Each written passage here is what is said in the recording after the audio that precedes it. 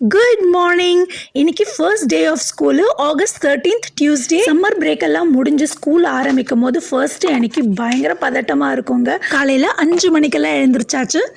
பசங்க பிரேக்ஃபாஸ்ட்டுக்கு oats smoothie ready பண்ணி வச்சுருக்கேன் அண்ட் லஞ்சுக்கு கேரட் ரைஸ் ரெடி பண்ண போகிறேன். எல்லாத்தையுமே கட் பண்ணி ரெடியாக வச்சுருக்கேன். டைம் இப்போது 6 o'clock ஆகுது அண்ட் என் பெரிய பையனுக்கு 6:15 கிளம்பிடுவான். ஸ்கூல் பஸ் வந்துடும். ஸோ அவனுக்கு லஞ்ச் எல்லாமே பேக் பண்ணி ரெடியாக வச்சாச்சு. 2 பசங்களுக்குமே லஞ்ச் பாக்ஸ் ரெடி. பெரியவனுக்கு வீட்டில் பிரேக்ஃபாஸ்ட் சாப்பிட டைம் கிடையாது. ஸோ அதனால டு கோ பிரேக்ஃபாஸ்ட் ஓட்ஸ் ஸ்மூத்தியும் ஒரு வாழைப்பழமும் கொடுத்துருக்கேன்.